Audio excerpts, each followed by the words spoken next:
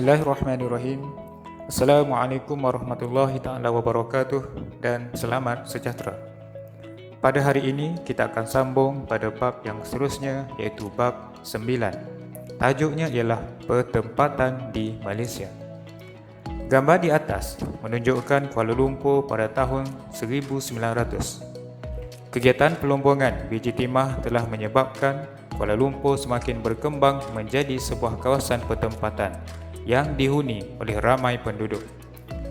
Dapatkah anda menceritakan jenis dan pola pertempatan di Kuala Lumpur pada tahun 1900 berbanding dengan sekarang?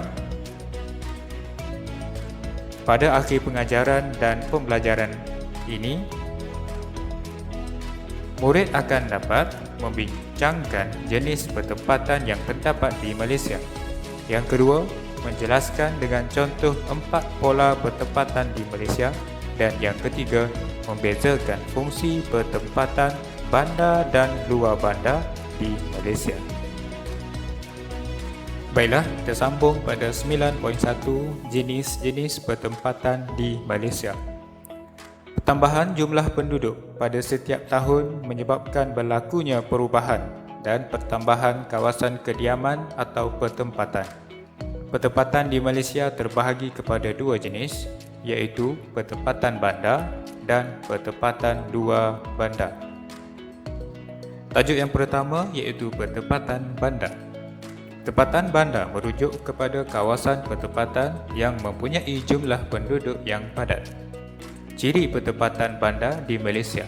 Yang pertama, jumlah penduduk melebihi 10,000 orang. Yang kedua, mempunyai kemudahan asas yang pelbagai. Yang ketiga, kawasan kediaman berciri moden. Dan yang keempat, kegiatan ekonomi melibatkan sektor perindustrian, perniagaan, pembinaan, pentadbiran dan perkhidmatan. Tahukah anda, Bandaraya Miri di negeri Sarawak merupakan bandaraya pertama di Malaysia yang bukan berstatus ibu negeri. Pada 20 Mei 2005, bandaraya ini telah diberi gelaran sebagai Bandaraya Peranginan. Seterusnya ialah pertempatan luar bandar. Pertempatan luar bandar merujuk kepada kawasan pertempatan yang mempunyai kepadatan penduduk yang rendah. Ciri pertempatan luar bandar di Malaysia. Pertama, jumlah penduduk kurang daripada 10,000 orang. Yang kedua, kemudahan asas yang minimum.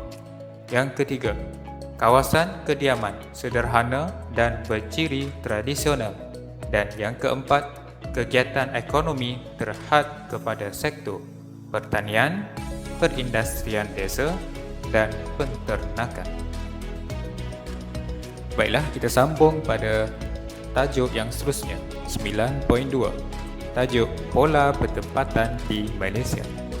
Pola pertempatan ialah corak atau reka bentuk susunan kawasan kediaman manusia di sesuatu tempat atau kawasan. Secara umumnya, terdapat 4 pola pertempatan yang wujud di Malaysia, iaitu berpusat, berkelompok, berjajar dan berselera. Pertempatan berpusat. Rumah atau bangunan dibina secara rapat di sesuatu kawasan yang menjadi tumpuan penduduk. Terdapat di kawasan persimpangan jalan raya atau taman perumahan.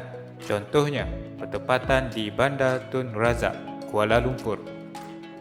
Terdapat kemudahan yang melibatkan pusat perniagaan, pelabuhan dan rumah ibadat. Pertempatan berkelompok. Susun atur rumah adalah secara berkelompok dan terancang di sesuatu kawasan. Terdapat juga di kawasan pertempatan rancangan pembangunan tanah persekutuan seperti Felda Trolak di negeri Perak, Felda Air Tawar di negeri Johor dan Felda Sahabat di Sabah. Pertempatan berjajar. Rumah atau bangunan dibina di sepanjang jalan raya dan di tepi pantai. Kelihatan tersusun secara deretan dan hampir seragam. Terdapat di kawasan pinggir laut dan sepanjang sungai. Contohnya di sepanjang Sungai Rajang di negeri Sarawak dan persisiran pantai Kuala Besut di negeri Terengganu. Bertempatan berselerak. Rumah dan bangunan dibina secara berselerak dan berjauhan antara satu sama lain. Kelihatan bertaburan dan tidak seragam.